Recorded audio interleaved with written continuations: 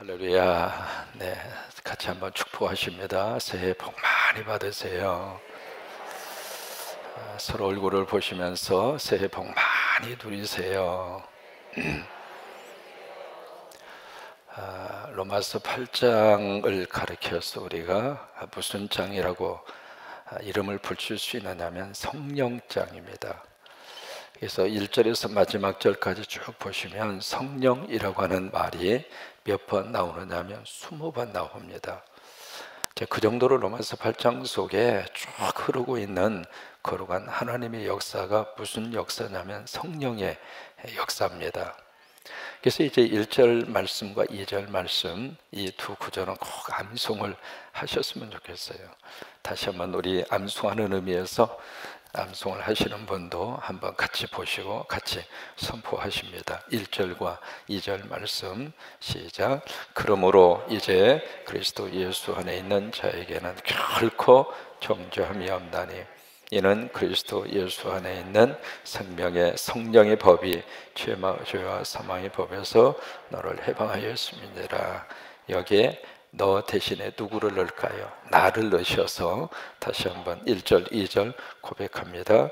그러므로 이제 그리스도 예수 안에 있는 나에게는 결코 정죄함이 없나니 이는 그리스도 예수 안에 있는 생명의 성령의 법이 죄와 사망의 법에서 나를 해방하였음이니라.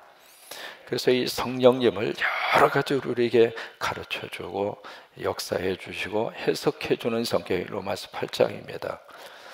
이 성령을 가리켜서 여러 가지 호칭으로 우리에게 말씀을 하시는데 첫째는 그리스도의 영입니다. 그래서 그리스도의 영이 없으면 너희는 그리스도의 사람이 아니다. 내가 크리스찬이라고 하는 이야기는 내 안에 예수의 영이 있다 이 말이에요. 여러분 아무리 어린 꼬마라 할지라도 예수 믿으면 그 아이 속에 하나님의 영이 있습니다. 우리 자녀 속에 그리스도의 영이 있습니다. 그래서 이 새벽에 여러분 옆에 우리 자녀가 앉아 있는 거예요.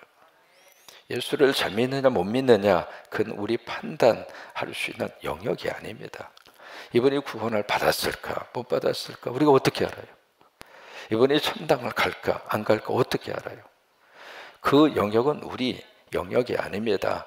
누가 그것을 결정하시는 거 하나님이 결정하시는 거예요. 중요한 것은 우리 안에 그리스도의 영이 있다고 하는 거예요. 그러니까 그리스도의 영이 있는 사람이 그리스도의 사람이다 그 말이거든요. 그러니까 그리스도의 영만 있으면 그 사람은 예수 믿는 사람이에요. 그 다음에 두 번째로 이 성령을 무엇으로 우리에게 소개를 하는가? 양자의 영입니다. 우리가 이 양자라고 하는 말을 썼을 때 이 뉘앙스 자체가 우리 한국에서 쓰는 이 양자라고 하는 이 단어의 뉘앙스가 사실은 별로 그렇게 마음에 그렇게 행복과 기쁨으로 와닿는 단어는 아닙니다. 마치 서자 취급을 당하고 양자하면 별로 그렇게 변두리에서 이렇게 친자하고 전혀 구별되게 그렇게 이제 인식되어지는 단어가 양자거든요. 근데 이 단어가 쓰여질 그 당시에 로마의 제국하에서의 이 양자라고 하는 것은 우리가 생각하는 양자의 개념을 뛰어넘습니다. 로마 시대는요 모든 것들이 다 법치국가입니다.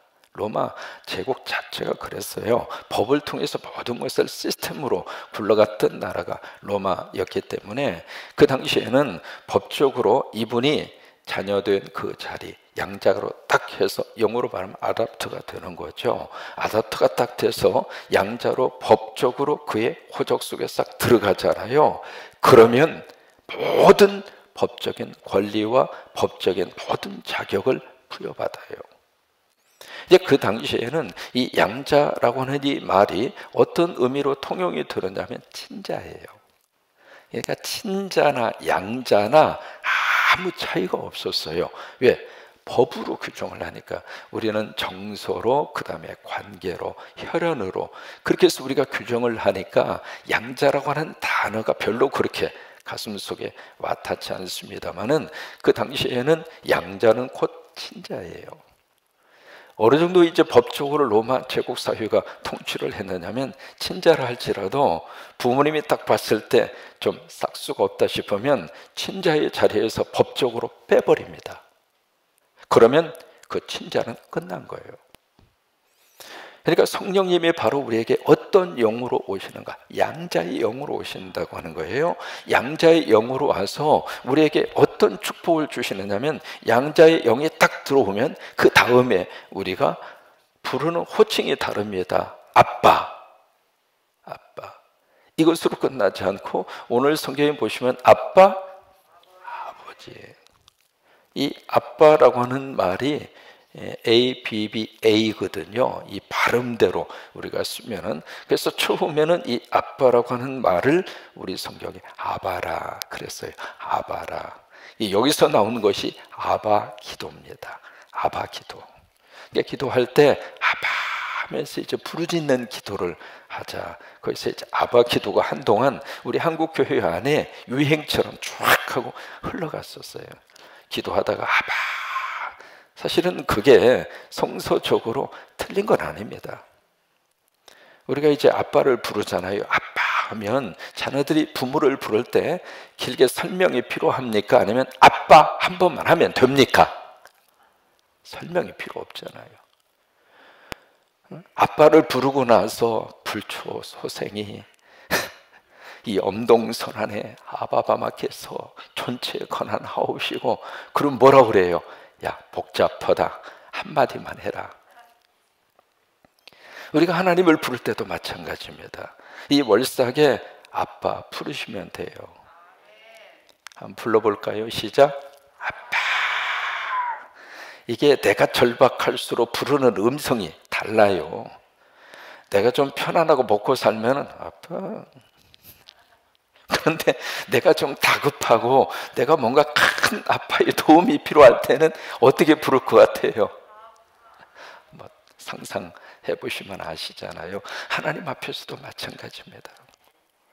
근데 그 아빠라고 하는 음성이 어느 때 나오느냐면, 양자의 영이 내 속에 들어올 때 이게 가능합니다.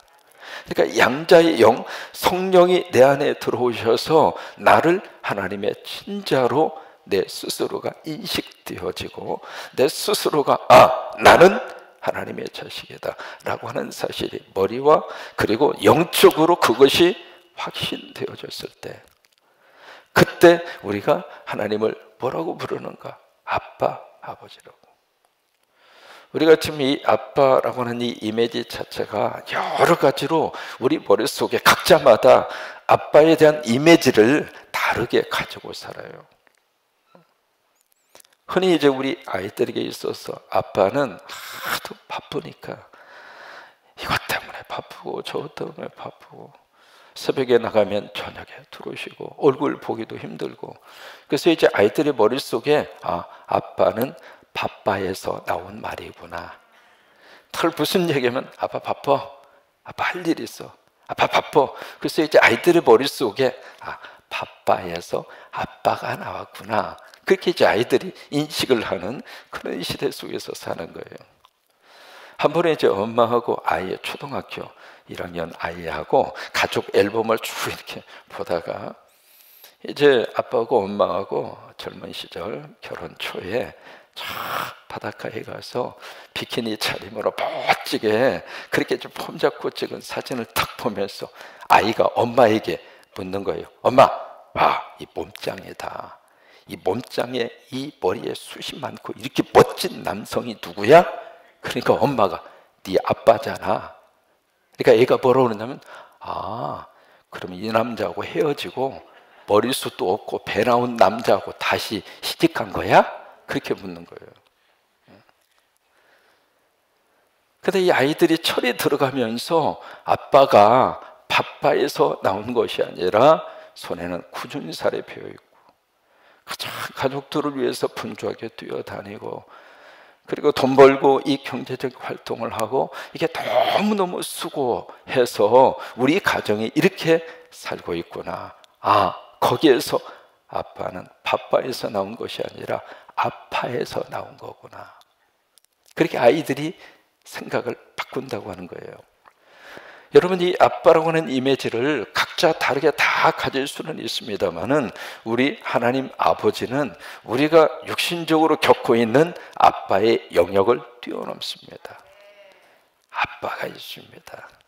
아멘. 이 한 달을 사는 동안 우리의 곁에 누가 계시는가? 하나님 아빠가 계세요. 여러분, 아빠를 자주 부르시고 아빠를 손에 잡으시고 아빠를 의지하고 이 한 달을 사시게 되기를 주의 이름으로 축원합니다. 그 다음에 성령님은 어떤 영인가? 오늘 세 번째로 우리에게 말씀을 하십니다. 도와주는 영입니다. 오늘 26절 말씀이 그렇게 시작이 되잖아요. 26절 말씀 같이 펼치십니다. 시작. 이와 같이 성령도 우리의 연약함을 도우시나니 우리는 마땅히 기도할 바를 알지 못하나 오직 성령이 말할 수 없는 탄식으로 우리를 위하여 친히 간구하시느니라. 우리 대신에 나를 한번 넣어보세요. 나를. 그렇게 써 있습니다. 이와 같이 성령도 나의 연약함을 도우시나니 나는 마땅히 기도할 바를 알지 못하나 오직 성령이 말할 수 없는 탄식으로 나를 위하여 친히 간구하시느니라. 이게 성령님이십니다. 연말 연초가 되면 가장 많이 연주하고 듣는 곡이 하나 있습니다. 그 곡이 바로 베토벤의 교향곡 9번입니다. 딴딴딴딴딴딴딴딴딴딴딴딴딴. 어디서 좀 들어본 곡이죠? 찬송가 64장입니다. 찬송가 64장의 원곡이 베토벤의 교향곡 9번입니다. 근데 이 베토벤의 교향곡 9번은 여러 가지 많은 의미를 가지고 있는 곡이거든요. 그동안에 이제 모든 교향곡은 기악 합주예요. 근데 최초로 베토벤이 기악 합주인 이 교향곡 속에다가 솔로를 넣고 그 다음에 합창을 넣은 최초의 교향곡이에요. 두 번째로 이 베토벤의 교향곡 9번이라고 하는 이 곡이 베토벤이 친히 쓴 그 차필 악보 있잖아요. 그 차필 악보가 유네스코 세계 문화에 등재가 된 곡이에요. 세 번째로 이 베토벤의 교향곡 9번은 베토벤의 마지막 교향곡입니다. 그래서 그 교향곡을 가리켜서 베토벤을 가리켜서 우리가 악성이라고 그러잖아요. 음악의 최고 경지에 올라간 사람. 이제 그뿐만 아니라 서양 음악사의 가장 멋진 곡 하면 베토벤의 교향곡 9번을 들어요. 근데 그 가운데서도 가장 유명한 것이 오늘 이제 음악위원회 찬양을 하니까 음악 이야기를 조금 하는 거예요. 가장 유명한 것이 사악장이잖아요. 사악장에 무슨 곡이 나오느냐면 환희의 송가가 나옵니다. 오 친구들이여, 이런 노래가 아니라 기쁘고 즐거운 노래를 부르자. 오 빛의 하나님의 자녀들이여. 그러면서 이제 환희의 송가. 이 환희의 송가라고 하는 것은 슐러라고 하는 시인이 있습니다. 독일에 시인이 있는데 그 시를 이 베토벤이 있고, 베토벤이 이제 괴테라든지 슐러라든지 그런 시인들의 시를 굉장히 좋아했어요. 그래서 그 시에다가 자기의 곡을 갖다 붙이는 그런 곡을 만들기를 좋아했는데, 그 슐러라고 하는 이 곡을 20살 때 읽은 거예요. 그때부터 이 베토벤의 마음속에 여기다가 곡을 붙이리라. 오늘 이 월삭을 지키는 우리 귀한 교회학교 친구들, 우리 젊은 친구들에게 이걸 꼭 심어주고 싶은 거예요. 20살 때 그 시를 읽으면서 언젠가는 여기다가 내가 곡을 붙이리라. 그렇게 마음속에 꿈을 가지고 잉태를 한 거예요. 그렇게 해서 그것이 바로 베토벤 9번, 교향곡 9번 사악장 환희의 송가로 탄생이 되기까지 30년 걸렸어요. 여러분, 무엇이든지 하루 이틀에 된다고 생각하지 마시고 좀 시간이 걸린다 할지라도 기도하면서 또 그 꿈을 또 키워가고, 예배하면서 그 꿈을 또 키워가고, 하나님 앞에서 믿음 생활하면서 또 그 꿈을 키워가고. 우리 부모님들이 자녀를 위해서 기도하는 이유가 그거잖아요. 우리 하나님께서 우리에게 주신 이 자녀들, 첫째는 그 자녀들을 누가 기대하는가? 하나님이 기대하세요. 왜? 하나님이 보내셨으니까 내 자식이기 이전에 하나님의 기업이잖아요. 하나님의 관심이 더 많은 거 아닙니까? 이 하나님은 우리 자녀들에게 어떻게 하시는가? 끝까지 믿어주는 거예요. 때가 될 때까지, 하나님의 마음에 합할 때까지. 부모도 마찬가지 아닙니까? 우리가 꿈을 가지고 기다리고 또 기다리고 그러다 보면 너무 귀한 작품이 나올 수 있는데, 바로 베토벤의 교향곡 9번 사악장 환희의 송가도 마찬가지입니다. 그 곡이 1824년에 완성이 됩니다. 5월 7일 오스트리아 빈이라고 하는 그곳에서 초연이 이루어집니다. 자기의 작품을 가지고 와서 그 작곡한 사람이 지휘를 해서 처음 이루어지는 연주, 그게 초연이 있잖아요. 그게 1824년 5월 7일 오스트리아 빈에서 그 작품을 처음 연주를 하는데, 그때 지휘자가 두 사람이었어요.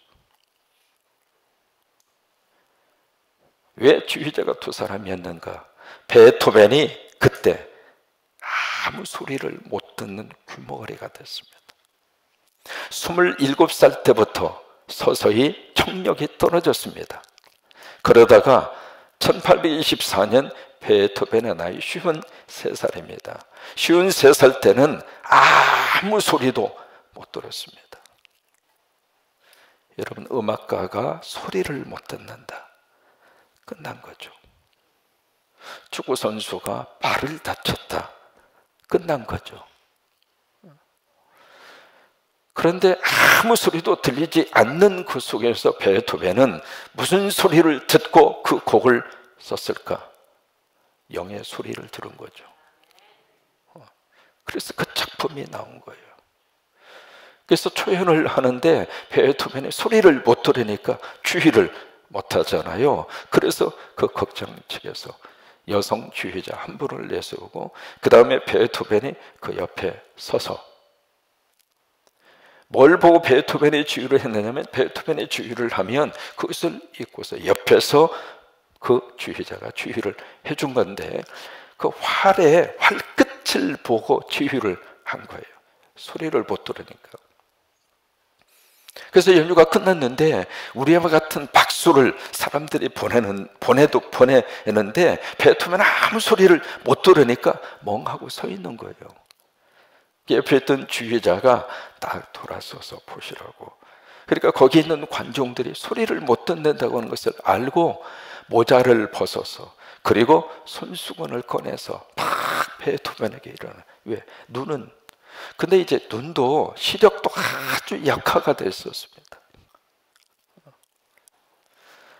그 속에서 나오는 곡이 바로 환희의 송가입니다. 환희라고 하는 것은 기쁘고 즐겁다, 그 말 아닙니까? 그래서 그 곡을 거기다가 쓰면서 환희, 프리데 하면서 그 환희라고 하는 단어를 거기다 넣어서 합창이 울려 퍼지도록 하는 그 곡인데, 연말 연시가 되면 우리 속에 이 곡이 희망을 준다, 이 말이에요. 하나를 살면서 아팠던 거, 괴로웠던 거, 눈물. 그래서 우리가 연말 연시에 이 베토벤의 이 곡을 특별히 사랑하고 즐겨 듣고 연주하는 이유가, 그 곡이 아주 깊은 인생의 수렁 속에서, 절망 속에서 1, 2년이 아니라 30년 동안 그 꿈을 키워서 만들어낸 작품이기 때문에 그 곡을 듣는 사람들의 마음속에 뭔가 뭉클함을 주고 희망을 주고 에너지를 주고. 여러분, 이 한 달 그런 축복이 넘치기를 주의 이름으로 축원합니다. 이 베토벤의 그 곡이 완성이 되기까지 누가 그의 연약함을 도와주었을까? 성령님이십니다. 성령님은 우리의 연약함을 도와주십니다. 사람이 얼마나 연약한가 우리 다 인정하고 삽니다. 바이러스 눈에나 보입니까? 손에 바이러스 있는 거 보입니까? 그 보이지 않는 바이러스가 PCR 테스트를 통해서 양성과 음성, 양과 딱 하나 차이인데, 양성이 딱 나오는 순간 그때부터 복잡해집니다. 음성의 문자 메시지를 딱 받는 순간 아이고 하나님 감사합니다. 사람이 그렇게 연약한 거예요. 우리가 미물들을 향해서 미물이라고 그렇게 이름을 붙입니다마는요, 홍수가 나기 전에 이미 개미는 알아요. 그래서 개미 집을 나무 꼭대기로 옮깁니다.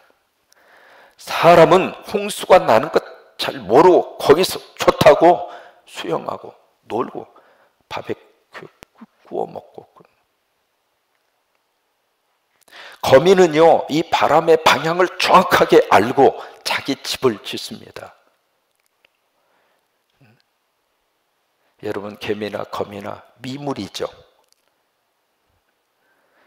우리가 참 큰 소리를 많이 치고 살고 있습니다만은 어떤 의미에서 인간처럼 연약할까? 우리는 내일 일을 모르고 살아요. 그래서 큰 소리 칠 일이 없습니다. 늘 우리들이 도움을 받고 살아야 축복이에요. 근데 이 연약함을 누가 도와주시는가? 성령님이 도와주세요. 성령님이 도와주세요. 이 양자의 영이 우리 안에 와서 우리 하나님을 아빠, 아버지라고 부릅니다. 그래서 양자의 영이 딱 들어오는 순간 우리는 하나님의 친자가 됩니다. 그러니까 이것은 이미 이루어진 하나님의 축복입니다. 예수 믿는 순간 우리는 하나님의 자녀입니다. 그런데 이 양자됨이 완성됐는가? 그건 아니에요. 아직 몸을 가지고 살아야 돼요. 몸의 구속이 이루어질 때까지는 아직 완성된 게 아닙니다. 그래서 이 이미와 아직 사이를 우리가 지금 살고 있는 거예요. 이미 하나님이 허락하시고 하나님이 역사하셨지만은 not yet, 아직이에요. 그 사이에서 우리가 살고 있는 거예요. 그러면 이 사이에서 뭐가 우리에게 필요한가? 바로 소망이 필요하다고 하는 거예요. 무슨 소망이 필요한가? 몸의 구속을 소망하여. 몸의 구속이 무엇인가? 부활이죠. 부활을 소망하고 살자 말이에요. 보이는 소망이 아니라 보이지 않는 소망, 그것을 바로 부활의 소망이라 그거예요. 여러분, 왜 부활의 소망이 우리에게 축복인가? 죽어도 살기 때문에. 그러니까 우리의 소망이 된다 이 말이에요. 근데 그 소망을 가지고 사는 순간 아직 우리는 몸을 가지고 살고 있기 때문에 우리에게 뭐가 필요한가? 성령님의 도우심이 필요하다고 하는 거예요. 왜? 우리는 육신을 가지고 사는 동안 연약하기 때문에, 약하기 때문에. 이것을 우리에게 도와주시는 분이 있는데 그분이 누구인가? 성령님이세요. 이게 도우시나니라고 하는 이 뜻이 두 가지 뜻을 가지고 있습니다.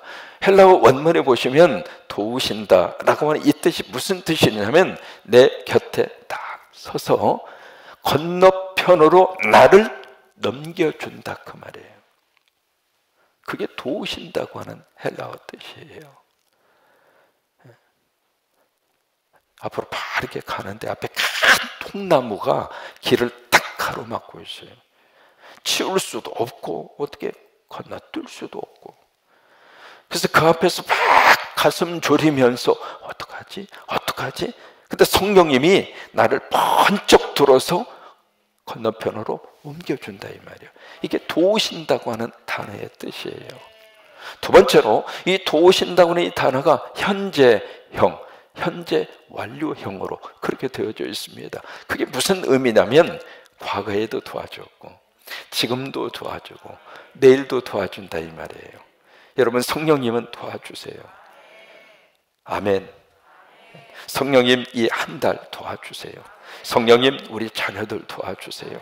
성령님 우리 가정 먹고 살게 도와주세요. 성령님 우리 건강 도와주시고 성령님 우리 인생을 도와주시고. 여러분 인정하시면 손 들고 아멘 한번 해보실까요? 같이 고백하십니다. 성령님 도와주세요. 다시 한번 성령님 도와주세요. 믿으시면 아멘. 도와주세요. 평생을 메케닉으로 살던 분, 메케닉이라고 하는 것은 자동차 정비하시는 분을 영어로 메케닉이라고 그래요. 차를 가지고 막 운전하고 가는데 고속도로에서 차가 서버린 거예요. 기술자니까 여기 뜯어보고 저기 뜯어보고, 그래도 이게 고칠 방법을 모르는 거예요. 메케닉임에도 불구하고. 그래서 막 낑낑대고 있는데 어떤 자가 지나가다가 딱 그 앞에 서는 거예요. 나이 많이 드신 할아버지 한 분이 뚜벅뚜벅 오시더니 그렇게 이야기하는 거예요. May I help you? 내가 당신 뭐 도와줄 거 없어요? 그러니까 이 사람이 자존심 상한 거예요. 이래봬도 내가 메케닉으로, 이 자동차 정비로 평생을 먹고 살았는데 이것쯤이야 내가 고칠 수 있지 싶어서, 아이, 제가 이래봬도 메케닉인데 뭘 도와줘요? 가만히 계세요. 그래서 옆에서 물끄러미 이렇게 보고 있는 거예요. 근데 이 사람이 이렇게 만져도 저렇게 만져도 뭐 그냥 차가 고쳐지지를 않습니다. 그러니까 이 노신사가 아, 그래요? 제가 좀 도와드릴게요 하더니 어느 부분에 가서 손을 딱 만지더니 가서 시동 한번 걸으라고. 그래서 시동을 타니까 부릉부릉 해서 지금까지 잘 타고 다닌대. 그 노신사가 누구냐면 헨리 포드였습니다. 그 자동차 만든 사람이야. 나를 만드신 분이 누구인가? 하나님이시죠. 그러니까 나를 만드신 그 하나님이 우리를 도와주시겠다고 하는 거예요. 그래서 우리가 도움이 필요할 때 하나님 도와주세요. 성령님 도와주세요. 아바, 헬미, 아빠 나 도와주세요. 그래서 예수님이 가장 좋아하는 기도가 바로 뭐냐면 헬미예요. 헬미. 영어식 발음이 헬미. 우리식 발음은 help me. 헬미. help me. 도와주세요. 도와주세요. 예수님이 가장 좋아하는 기도가 그 기도입니다. 한번 해보십니다. help me. help me. 어느 식 발음이든 하나님한테는 아무 상관이 없어요. help me. 나 도와달라 이 말이에요. 오늘 성령님이 우리 연약함을 도와주세요. 그 다음에 구체적으로 무엇을 도와주시는가? 26절입니다. 우리는 마땅히 기도할 바를 알지 못하나 오직 성령이 말할 수 없는 탄식으로 우리를 위하여 친히 간구하세요. 간구라고 하는 단어를 표시를 해보시고 27절 같이 고백하십니다. 마음을 살피시는 이가 성령의 생각을 아시나니 이는 성령이 하나님의 뜻대로 성도를 위하여 간구라고 하는 말이 두 번 나오잖아요. 이 간구라고 하는 말이 우리가 즐겨 쓰는 중보라고 하는 단어입니다. 중보 기도해 주신다. 여러분, 중보라고 하는 단어는 예수님과 성령님에게만 적용할 수 있는 단어입니다. 인간은 중보자가 될 수 없습니다.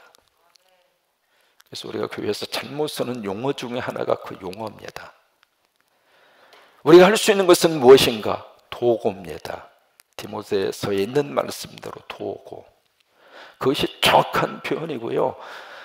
우리가 사람과 하나님 사이에서 우리가 중보 역할을 할 수가 없어요. 우리는.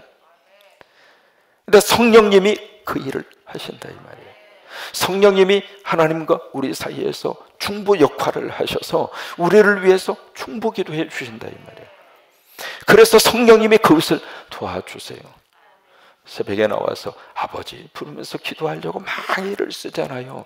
그때 때로는 내가 지금 기도를 하고 있지만은 이 기도가 정확한 기도인지 올바른 기도인지 몰라요. 우리가 자식을 위해서 막 기도하잖아요. 우리 자녀 이렇게 되게 해주세요. 또 교회를 위해서 기도하잖아요. 우리 교회가 이렇게 되게 해주세요. 나름대로 기도 제목을 가지고 우리 송구영신 예배 시간에 내주신 기도 제목, 그 기도 제목 이렇게 쭉 보면은 그 기도 제목 나름대로 우리가 기도 제목을 써서 내고 있습니다만은 그 기도 제목, 그 기도가 과연 이게 하나님의 뜻에 맞는지 맞지 않는지 우리는 몰라요. 만약에 기도 제목대로 그대로 모든 것들이 다 응답되면 세상 복잡합니다. 결혼하기 전에 여러분 기도한 대로 기도 응답 받았으면 여기서 헤쳐 모일 사람 굉장히 많아요. 우리는 정확하게 기도할 바를 사실은 몰라요. 뭐가 하나님의 뜻이고 뭘 위해서 기도해야 되고 그걸 잘 몰라요. 그런데 모름에도 불구하고 기도하면 그 기도를 받아서 하나님의 뜻대로 중보해 주신 분이 누구인가? 성령님이세요. 그래서 기도가 중요합니다. 잘하느냐 못하느냐 괜찮아요. 기도하는 그 기도를 성령님이 받으셔서 그것이 하나님의 뜻대로 기도의 제목을 궤도수정해 주셔서 하나님 앞에, 왜? 성령님은 하나님의 생각을 아시잖아요. 왜?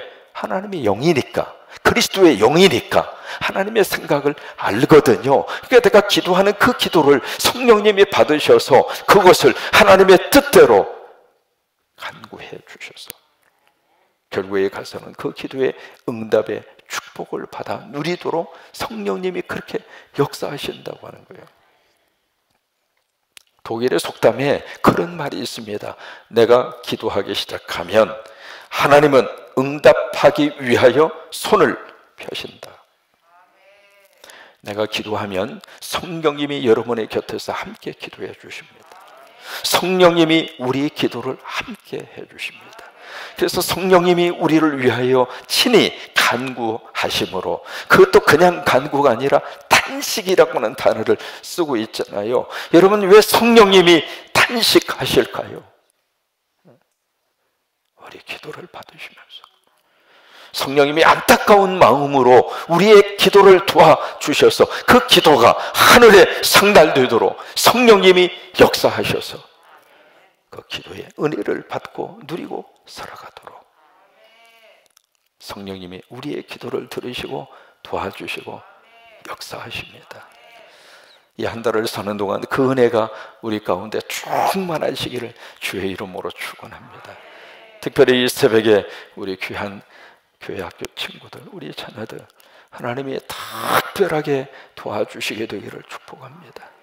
아이들은 아이들 나름대로 고민도 많고 걱정도 많고 어느 정도 인생을 살은 우리들의 눈으로 봐서는 마음에 안 드는 부분이 있을 수밖에 없죠. 왜냐하면 우리도 다 어린 시절에 부모님들 눈으로 봤을 때는 그랬겠죠.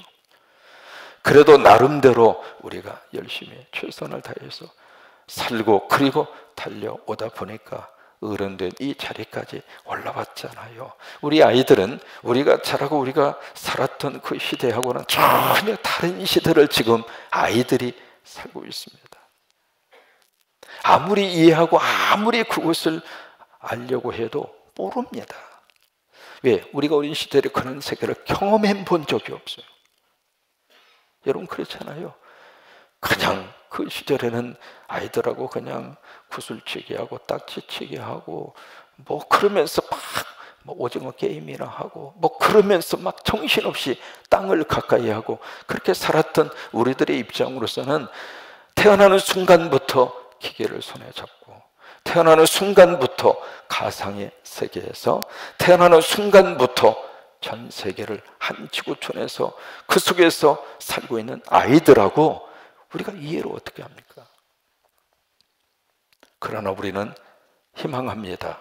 하나님께서 우리 자녀들을 도와주셔서 하나님께서 우리 자녀들에게 하나님의 꿈을 심어 주어서 무엇보다도 예수 잘 믿도록 만들어 주시고 또 하나 어제 말씀드린 것처럼 우리가 달리기 하면서 가장 중요한 것은 속도보다도 방향이 있잖아요.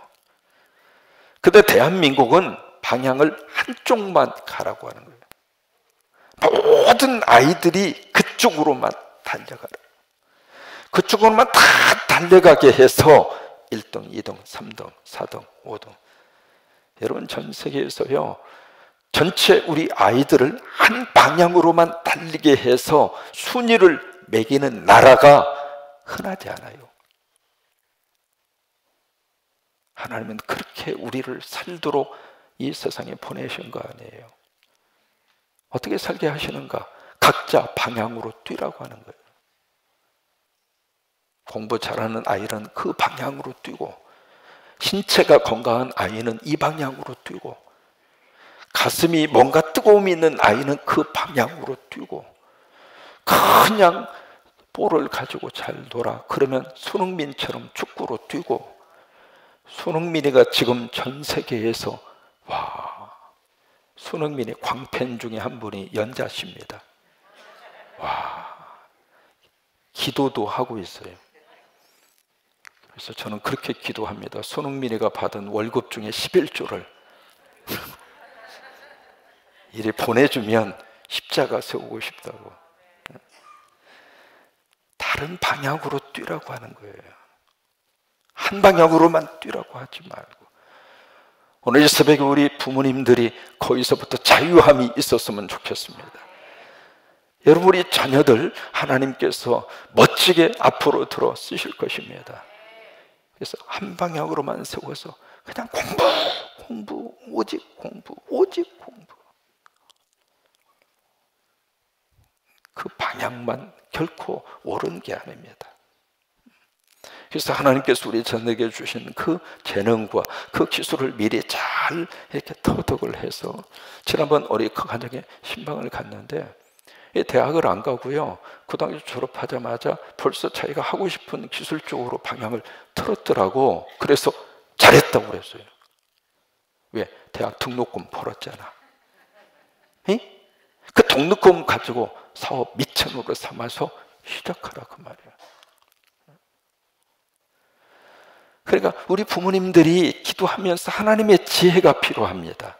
그래야 우리 자녀들도 고생 안 하고, 세상에 학원을 한두 개가 아니라 본인 스스로도 학원에 몇 개인지도 몰라. 아니, 인간이 어떻게 전천후 지식을 가지고 사람이 삽니까?